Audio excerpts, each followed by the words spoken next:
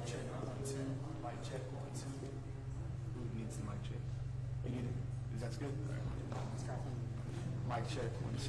Mic check, 1, 2. Mic check, mic check, mic check. Mic check, 1, 2. Mic check. Mic check, 1, 2. Mic check. All right. Cool.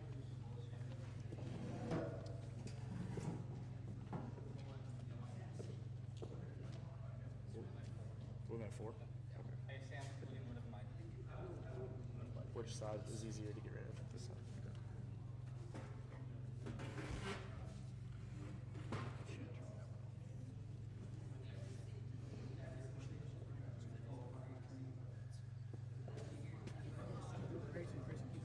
Oh, I'm I was just gonna. I'm miscounted. Yeah, I'm miscounted. I'm sorry. So it is 5? Yes, it's 5. Okay. I'm so sorry. Thank goodness. Testing you. It was all a test. Yeah. This is 5. That's 5. Okay. You test.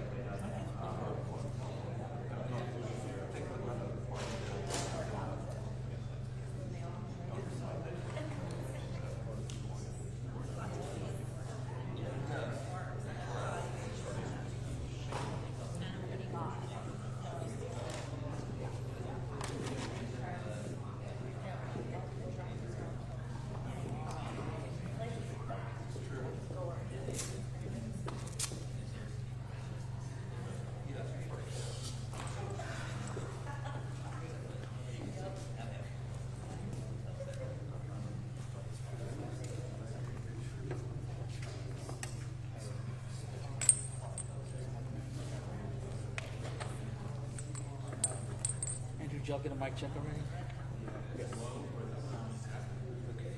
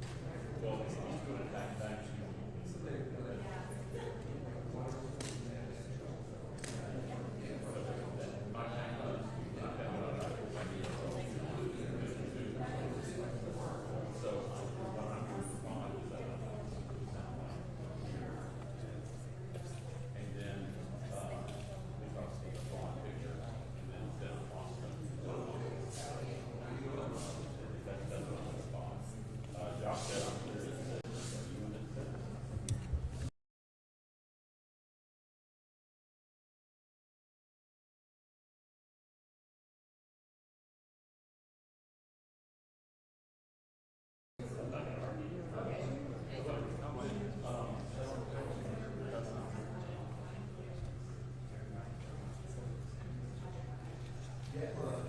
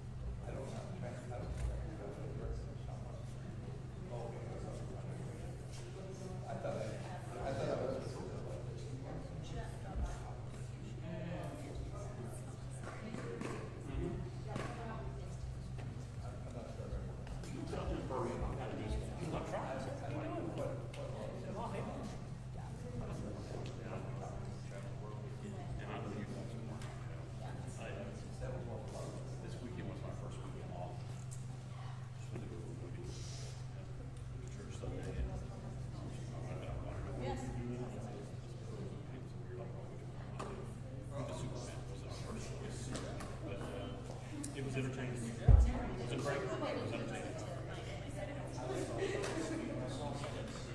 At one, we saw that at like the cruise. That was very good. Yeah. It's so there's a whole James with the James Strong.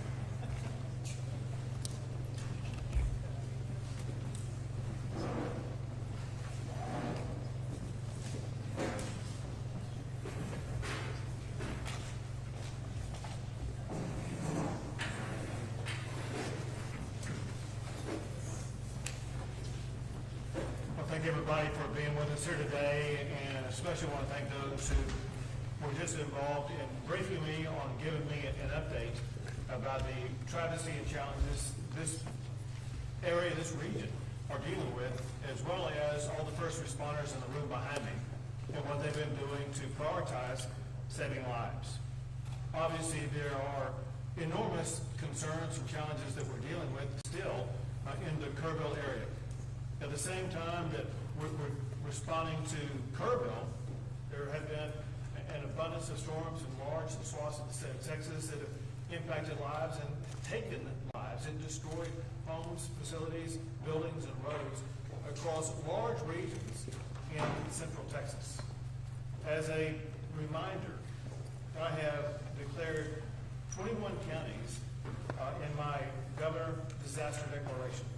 They include Bandera, Bear, Hope, Kamal, Concho, Gillespie, Guadalupe, Kendall, Kerr, Kimball, Llano, Mason, McCullough, Menard, Reeves, Sansetta, Tom Green, Travis, and Williams. And that disaster declaration emphasizes the role that the state of Texas is going to play in each of those counties that are going through these enormous challenges. On top of that, I have to tell you new news, and that is because of weather that is going to be taking place today and overnight, and maybe tomorrow. There are additional communities that need to be aware they're going to be facing challenges of their own.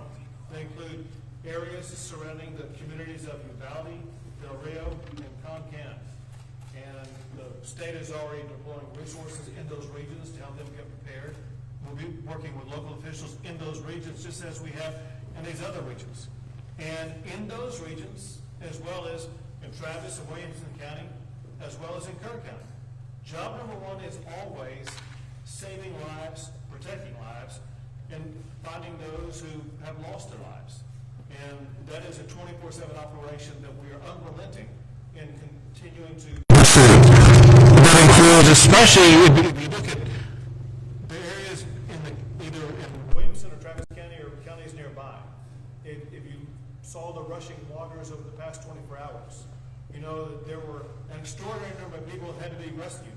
Dozens of people were rescued because of our extraordinary first responder teams, and I want to thank the game wardens who really stepped up and done a great job, National Guard, Texas Department of Public Safety, local firefighters and local first responders, as well as Texas Task Force 1 and Texas Task Force 2, and others who are truly saving lives.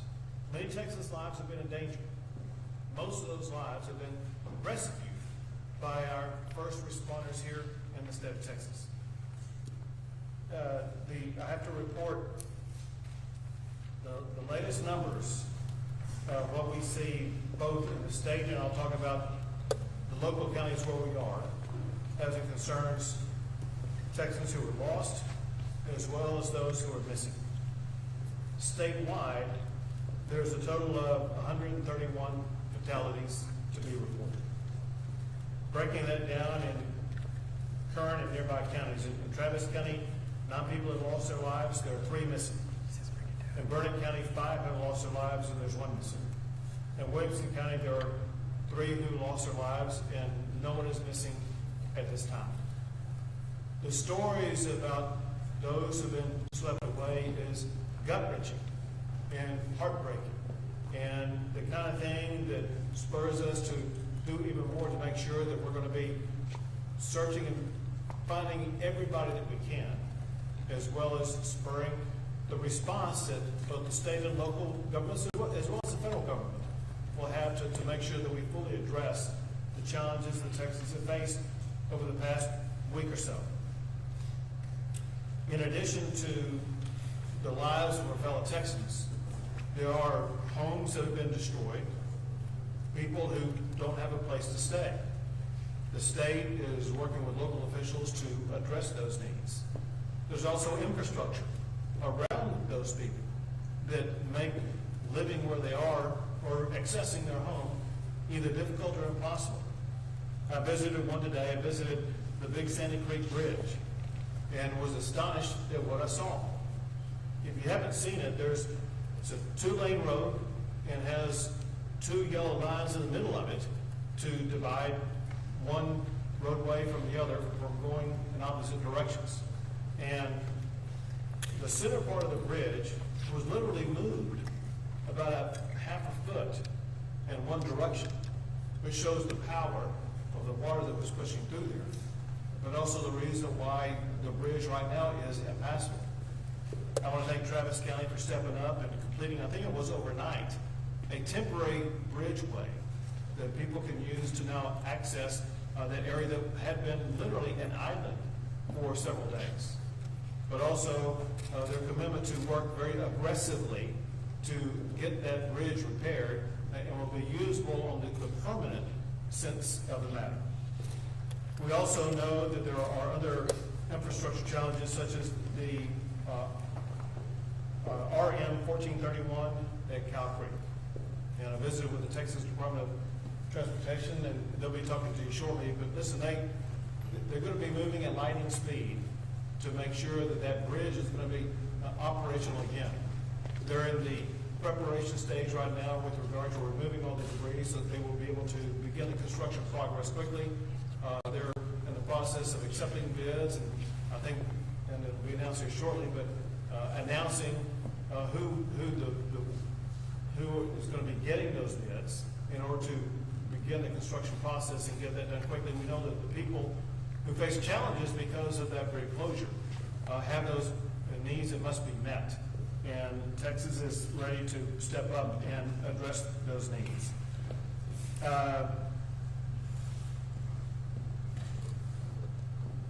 Let me just add this. All of America has their eyes on what's going on in Texas. And Americans are praying, caring for, and helping our state so much. It's just unbelievable. But quite literally, half of the states of the United States are providing resources to help Texans either deal with those who are missing, help rebuild, whatever the need is. And I want to read off the states, the 25 states that are assisting Texas right now: Alabama, Arizona, Arkansas, California, Connecticut, Florida, Illinois, Indiana, Kansas, Louisiana, Maine, Michigan, Minnesota, Nebraska, New Jersey, New York, North Carolina, North Dakota, Ohio, Oklahoma, Oregon, South Carolina, Tennessee, Virginia, and Wisconsin. You can see one thing that's quite obvious, and that is, it doesn't matter if they're a red state or a blue state. They are fellow Americans, and when times get tough, Americans come together. That is even more true as it concerns Texas. This has been an extraordinarily challenging time, if not the most extraordinarily challenging time that Texans have faced. And in typical Texas fashion, Texans have united, come together. And as I was visiting the Big Sandy Creek Bridge area, there was a young man who lived in what had been a marooned area. And he said, you know, at times like this, we are community. And everybody comes together and supports each other. And that's exactly what I see across the entire state. I'm proud of our fellow Texans, proud of our fellow Americans, for the way they've all leaned into this to ensure that we as a state, as a people, are going to be able to respond to this and deal with this as rapidly as possible. Now I want to turn things over to Director Williams with the Texas Department of Transportation. Thank you, Governor. As you mentioned, our efforts here in the Central Texas area now are primarily focused on the rebuilding of the bridge at Cow Creek and RM 1431. Throughout this event, for the past few weeks, we've been supporting the efforts to repair and replace roads that have been damaged in Williamson and Travis County, Vernon counties. The one remaining section that we're focused on is the bridge at Cow Creek. On the Monday after the bridge washed out on a Saturday morning, we had contractors in place with heavy equipment that were beginning the work of removing the debris from that bridge that was completely destroyed. And so that process is continuing as we speak. In addition, our bridge teams with the Austin District of the Texas Department of Transportation have been working literally 24/7 to design a new bridge to replace that bridge that was washed out. We've also been working with members of the Federal Highway Administration that were on site with us this past Monday as well to review that damage. We've released those bids to contractors now that we have a complete design in hand. We expect to have bids back from those contractors on Wednesday of this week. And then after we award that contract, we will begin the process of transitioning from the debris removal contract that is still out there with a lot of heavy equipment today to the construction work on the new bridge. We're targeting a 60-day construction period for that bridge with some significant incentives to work to reduce the time frame for the replacement of that bridge by at least 20 days if we can. And so we know that that's a very significantly important bridge. It's an important travel corridor between Marble Falls, Lago Vista, Cedar Park. A lot of people commute back and forth. The school year will be coming up soon. We have some students that attend Marble Falls ISD that live on the east side of that bridge, so we need to be able to have plans in place to accommodate them. We're working with the school district on that as well. Overall, though, we've made some significant progress statewide. We're continuing, Governor, as you know, to work in the Kerrville Hunt area on State Highway 39 and Ranch Road 1340 to repair and replace the bridges and the roads that were damaged there. We did, as you also spoke about, experience some flooding and some additional damage just in the past couple of days. And we had road impacts. We had 49 roads that were impacted.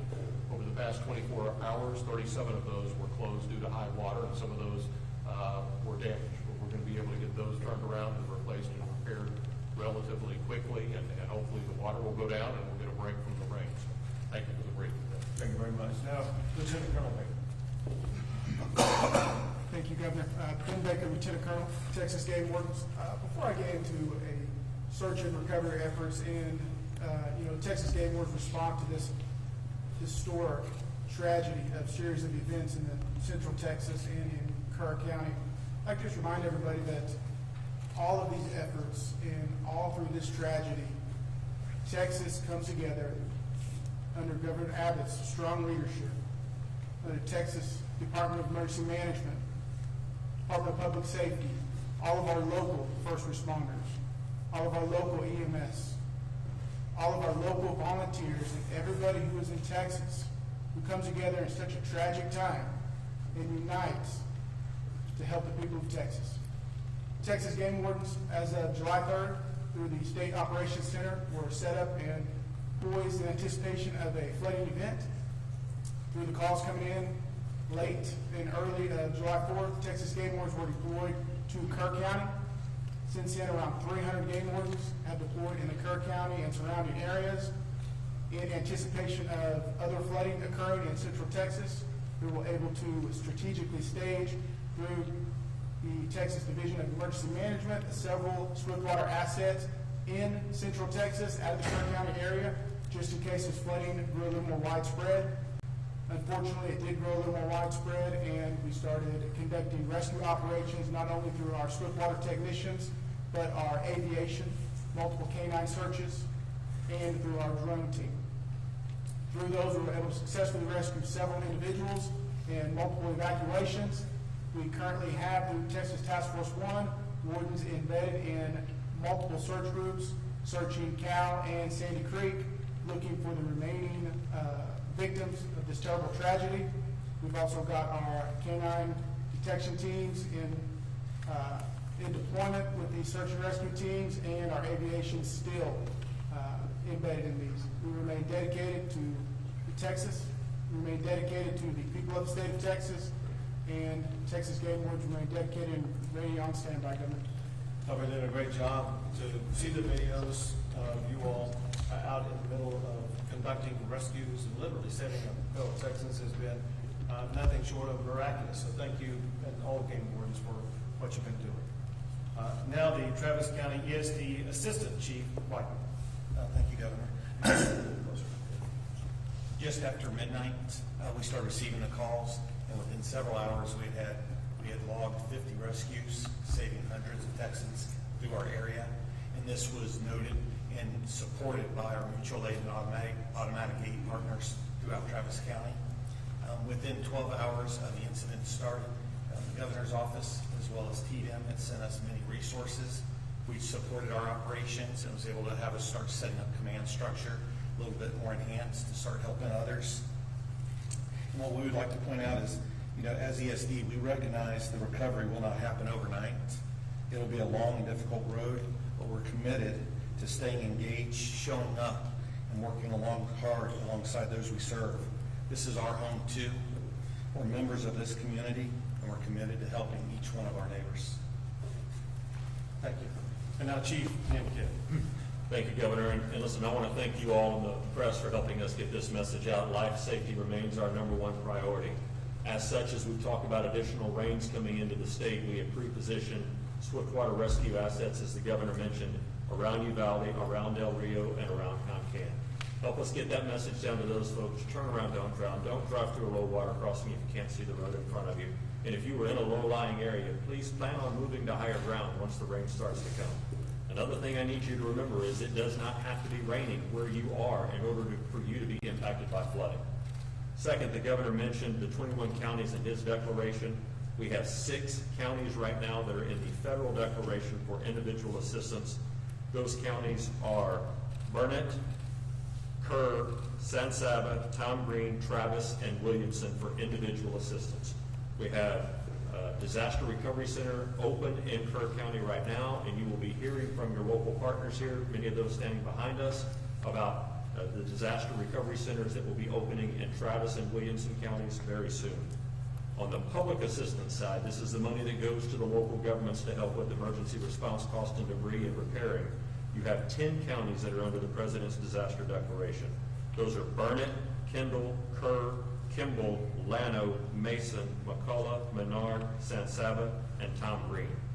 Both Travis and Williamson counties are, it appears to us they have met their threshold. We're working with them to get the documentation to FEMA. We expect those to be turned on very soon. I want to let you know we have over 2,300 state employees working under the governor's direction to support our local government partners. But a number that continues to blow me away is the over 13,000 volunteers just coming out to help anywhere they can. We are grateful for the volunteers, but I need help getting the message to the volunteers also. In each of these communities, we will be establishing volunteer reception centers. The idea is for your volunteers to go to those sites so that we can match up your capabilities and skills with the needs of the community. We also want to be able to communicate with you. Up in Kerr County, on the Guadalupe River, we've had a tactical pause for a day and a half now because of the rain and the waters that are coming down that river. We cannot afford to have people in the water and right next to the water that are not swiftwater rescue trained and capable of at least saving themselves from being near that water because of the amount of rainfall that we're getting. Please help us communicate with the volunteers. Thank a volunteer that's out there if you see them helping. Do everything you can to make sure they understand the message, and we will continue to work together to support our partners. Finally, Governor, to your point, 25 other states, not counting ours, focused on this. It has been a tremendous response from the nation. Thank you. Thank you.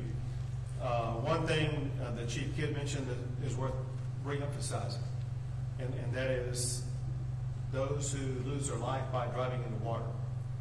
Those who lost their lives at Camp Mystic those stories have been told a lot. And it's tragic and horrendous. Less told are those who have lost their lives because they chose to drive in the water and got swept away.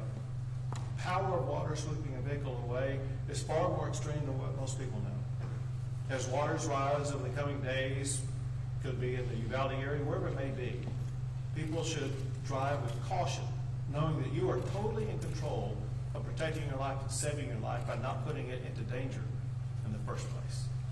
We'll take a few questions. Governor, for those that are still missing, could you give us some insight into how long it can take from when the moment victim is found to when they become identified, family notified, into how long it might take for the state then to update the number of those missing? Sure. First, I will tell you this, because I did not share this with you earlier. I didn't mention those who were missing in the greater Kerrville area, which is 97 reported as of now. Let me first tell you an issue about those who are missing, then I'm going to answer your question. So everybody who is at a camp, everybody who is at a hotel and places like that, they've been identified.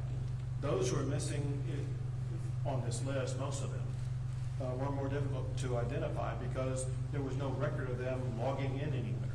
And it was through information provided by a friend, a family member, co-worker, whatever the case may be, that they haven't been found. Even though we are reporting 97 people missing, there's no certainty that all 97 of those people were swept away by the storm. That point aside, to more specifically answer your question, and that is, the goal obviously is to continue to find those who are alive. For those who have passed away, it's so important to closure for the families that we find them and identify them. Sometimes it does require using DNA testing to identify who they are and identify who their family is, to make sure that we connect appropriately and correctly the family member with the person who lost their lives. And so sometimes that takes a few days to complete that process. Governor, given, understandably so, that Kirk County, the damage they sustained, they received a lot of attention, especially federal assistance. But what about here in Travis County? They were added late, kind of, to that declaration. What was that process like to try to get them added to be able to receive federal assistance? Sure. So it is truly a mathematical construct that Chief Kidd has mastered. I'm going to have him answer that question in general, but also for Travis County. So great question, and thank you for that. Two parts to it. One is the governor's declaration. There was no delay in getting these counties on the governor's declaration once we knew that they were in the target area. That's part one. Part two is the individual assistance for both of these counties, which is the money that goes and is made available to homeowners and renters, is already turned on in these counties as well. What we're working through right now is the public assistance, and that is a mathematical equation, as the governor said, based on the population of a county and the amount of damage that FEMA can certify in that county. The less populated counties have a much smaller threshold, $500,000, $600,000, versus millions of dollars for these two populated counties. I am confident both counties have met their threshold, and I will bet by today or tomorrow we get answers back on these counties. I also want to say that does not delay any of the work that's going on. Waiting for those federal declarations to come in does not slow down rescue, does not slow down search, does not slow down additional law enforcement or additional fire protection or emergency medical services, nor has it been slowing down the debris removal, getting roads and driveways opened up. So don't mix the declaration with the response, please. Thank you for the question. Governor, have you seen any backlog at medical examiners' offices, and if so, is there any work being done to sort of ease the burden on folks? So I'll tell you this, the medical examiners' offices have been working pretty well and pretty timely. There was a backlog and there were challenges because of local JPs in Kirk County that were slowing things down, holding things up, and it required pressure from the state and others to make sure that they began to expedite that process. When a life is lost, that family wants access to their loved one as quickly as possible. It was inexcusable for some local JPs to slow that process down. But as far as medical examiners are concerned, I've heard no complaints about the speed with which they work. Governor, when you're in Big Sandy Creek meeting and talking to people there, a lot of them are frustrated. They, of course, wanted help to come the day before. What was the feel that you got in talking to those people, and did you feel that they heard you, and did you hear them? So I met with, I don't know how many people, more than a dozen. And the first impression and the strongest impression I got was one of gratitude. They were happy that we were there, happy with everything we were doing. They were grateful for the temporary bridge that had been built. The other way to describe it is unity. They were unified. It was those people who lived there. They came up and said, listen, we're community. We're Texas strong. We're hanging together. And they're neighbor helping neighbor. And so I was impressed once again with the strength and commitment and moral clarity of our fellow Texans for uniting at a time as tough as this is. And a follow-up to this, and it builds on what Chief was talking about, and Assistant Chief over here. The response from other states has been amazing. We've got teams that are now picking up the load, letting the local guys get back to the basic service. And it's not necessarily basic, it's still important service. How important is having this heavy lifting going on from all these other states? So these guys here, Travis County ESD 1 being one of them, getting back to basic services. Everything all these other states is doing is extremely important. If I could say that one was more important than another, it would be what they were all doing in search and rescue operations. As Chief Kidd noted, our number one goal is protecting lives and finding lives. When I was at Big Sandy Creek, I met with search and rescue teams from Florida who were there in the water, working all day long to locate anybody they can find. That requires heavy volume. It requires manpower, walking every inch of it could be a creek, a river, whatever the case may be, to ensure that they are scouring every inch of earth in the state of Texas where a body could be found. And is benefited or aided by search dogs. And whenever we've had dog teams that have flown in from other states across the entire country. And so the response that we've been able to provide, especially as it concerns search and rescue operations, has been magnified many times over because of these teams who have stepped in from other states and given us the extra manpower as well as other resources to make sure we're better capable and quicker at taking on that task. Governor, do you have the current number of how many are missing in Kerr County? It was reported earlier that it was around 160 people, and you said that 97 were missing in the greater Kerrville area. Do you have a current number in regards to how many are missing in the county? Yeah, I'm going to give you the number. So the number I read to you was given to me by Chief Nimkid, and he was on the phone before we came in here, and I'll let him explain this number. Thank you. So the number that we got from the Texas Department of Public Safety is 97 missing from the Guadalupe River flooding. That does not count the numbers that the governor read to you from the 3 counties that were here earlier. I think that'll put the total statewide at about 101 total, if I have that right.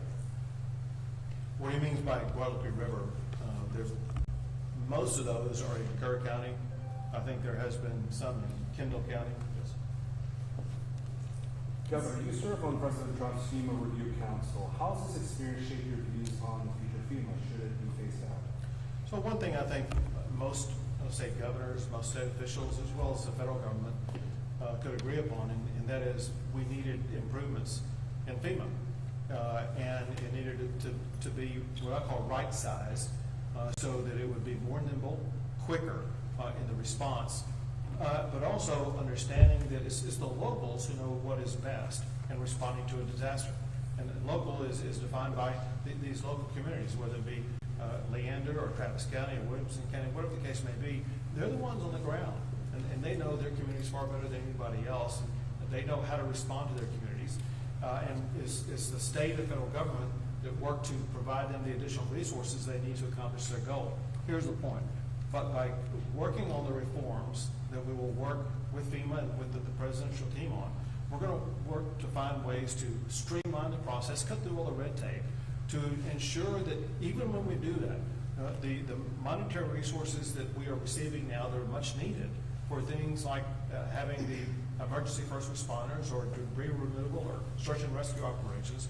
Those will still be funded, but we will have the ability to do it a whole lot faster, a whole lot quicker without waiting around for the federal government. Last question. Governor, with all due respect, I never hear for the flooding, but I did want to ask separately.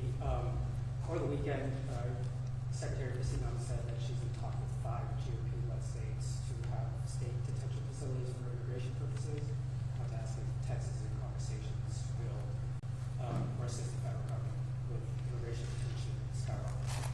So I haven't had a direct conversation with her. I do know that Texas has offered detention facilities. I've signed what's called a 287G law that was passed in the session that requires local jails to work with Homeland Security. Listen, we want to do everything we can to make sure that those who are here legally are allowed to remain legally. Those who are here illegally, they'll be turned over to ICE. Would there be some to you? That's it. Thank you. Thank you, guys.